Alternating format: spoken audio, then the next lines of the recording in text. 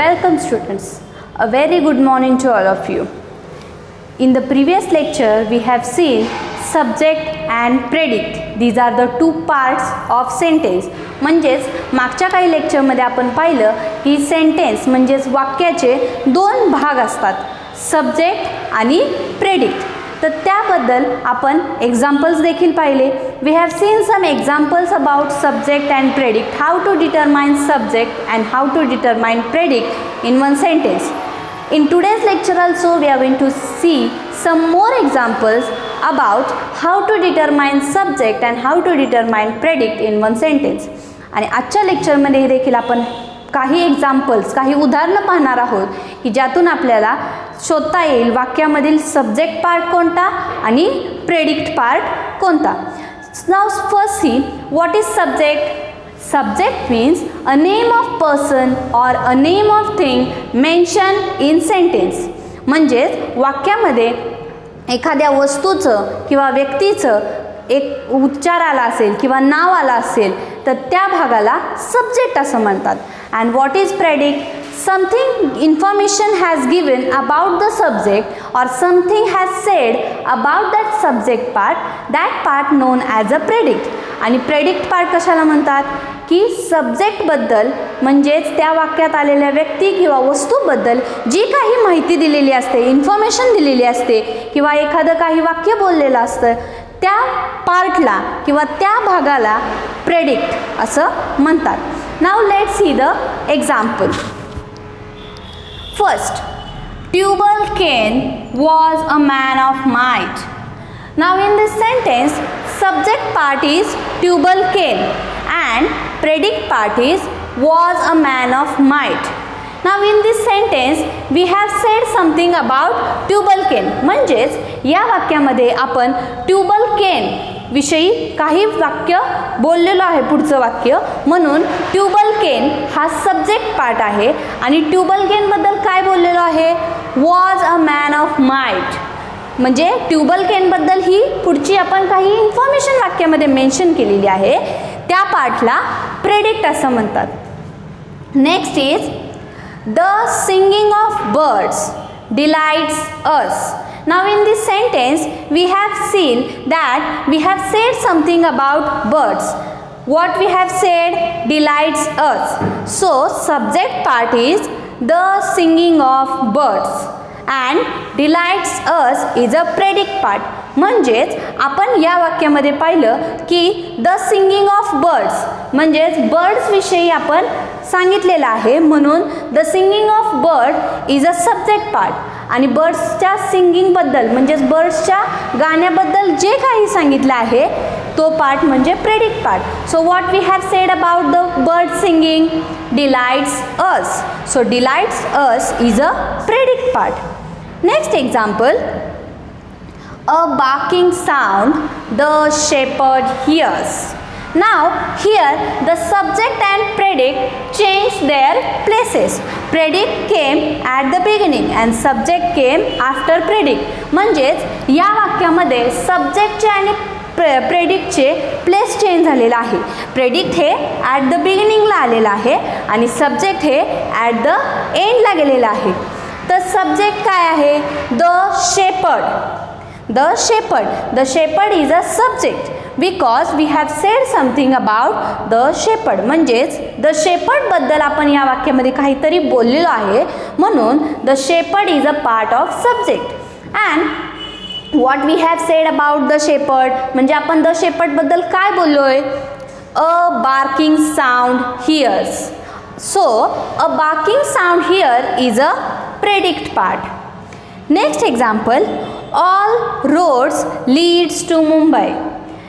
Now all roads, we have said about all roads. So all roads is a subject part and leads to Mumbai. We have said about all roads that leads to Mumbai, that is the predict part. म्हणजेच या वाक्यामध्ये आपण roads विषयी बोललेलो आहे, म्हणून all roads हा subject part आणि ऑल रोड्स बद्दल आपण जे काही बोललो आहे जसं की लीड्स टू मुंबई हा झाला predict part. Next, a sick room should be well air. Now in this sentence we have said about a sick room. म्हणजेच या सेंटेन्समध्ये आपण एका सिक रूमबद्दल बोललेलो आहे किंवा एका रूमबद्दल बोललेलो आहे, म्हणून अ सिक रूम हा झाला subject part. And what we have said about a sick room should be well aired. Some information has given about the sick room. So should be well aired is a predicate part. म्हणजे या वाक्यामध्ये आपण room बद्दल बोललेलो आहे म्हणून अ sick room हा झाला सब्जेक्ट पार्ट आणि रूम बद्दल जे काही बोललेलो आहे जसे की शुड बी वेल एअर्ड हा झाला predict part. Next example, Mumbai is the capital of Maharashtra. Now in this sentence we have said about Mumbai. So Mumbai is a subject part, and what we have said about Mumbai is the capital of Maharashtra. So Mumbai is the capital of Maharashtra. That information has given in the sentence. So capital is the capital of Maharashtra is a predicate part. म्हणजेच या वाक्यामध्ये मुंबईबद्दल आपण बोललेलो आहे म्हणून मुंबई हा झाला subject part आणि मुंबईविषयी आपण काय बोललेलो आहे की मुंबई ही कॅपिटल ऑफ महाराष्ट्र आहे म्हणून is the capital of Maharashtra is a predict part. Next is he has a good speaking skill. Now in this sentence we have said something about one boy and that boy mentioned as he. म्हणजेच या वाक्यामध्ये आपण एका मुलाबद्दल बोललेलो आहे आणि त्या मुलाचं नाव आपण ही असं फक्त मेन्शन केलेलं आहे. तर ही हा झाला subject part. He is a part of subject. And what we have said about boy, here we have said one quality of that boy. So that quality it means has a good speaking skill. That quality mentioned as predict. Next example, the beautiful rainbow soon faded away. Now in this sentence we have said about rainbow. म्हणजेच या वाक्यामध्ये आपण एका सुंदर beautiful rainbow बद्दल बोललेलो आहे म्हणून द ब्युटिफुल रेनबो हा झाला subject part. And what we have said about the beautiful rainbow soon faded away. That is the predict part. Next example, Humpty Dumpty sat on a wall. Now in this sentence we have mentioned two persons name that are Humpty and Dumpty. So Humpty Dumpty is a subject part. म्हणजेच या वाक्यामध्ये आपण दोन व्यक्तींची नावं mention केलेली आहेत, दोन व्यक्तींची नावं घेतलेली आहेत ते म्हणजे हम्प्टी डम्प्टी. म्हणून हम्प्टी डम्प्टी हा झाला subject part. And what we have said about Humpty Dumpty, sat on a wall. आणि हम्प्टी आणि डम्प्टीबद्दल आपण काय बोललोय, सॅट ऑन अ वॉल. म्हणून सॅट ऑन अ वॉल हा झाला predict part. Next example, the boy stood in a classroom. Now in this sentence we have said something about the boy.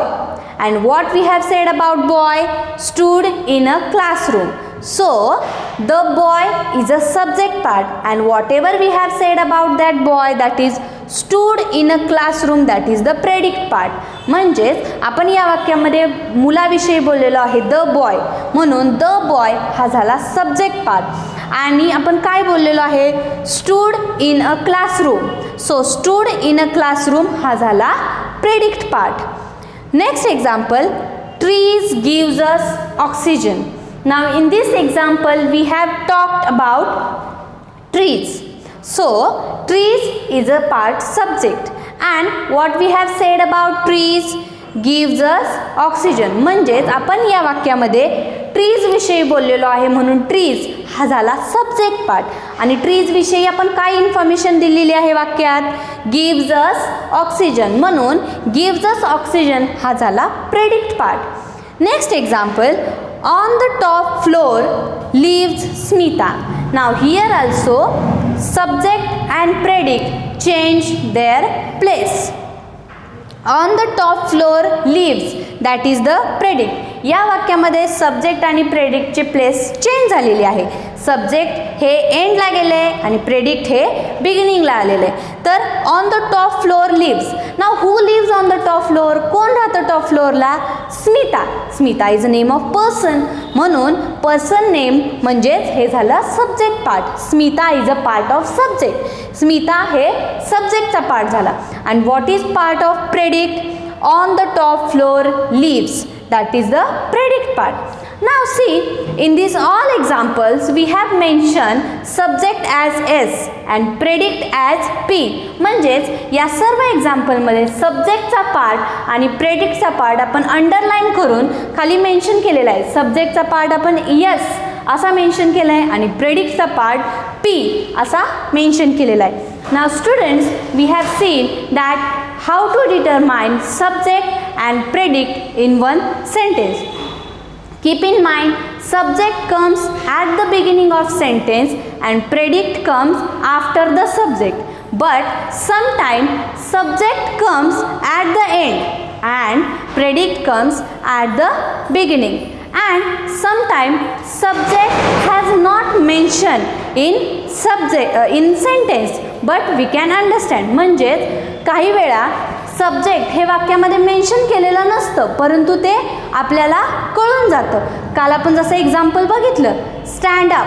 So here you is a subject but not mention.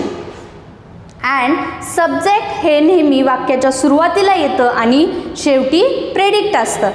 पण काही वेळेस subject हे शेवटी जातं आणि predict हे बिगिनिंगला असतं. Now see, subject can be mention as S and predicate as P. Thank you.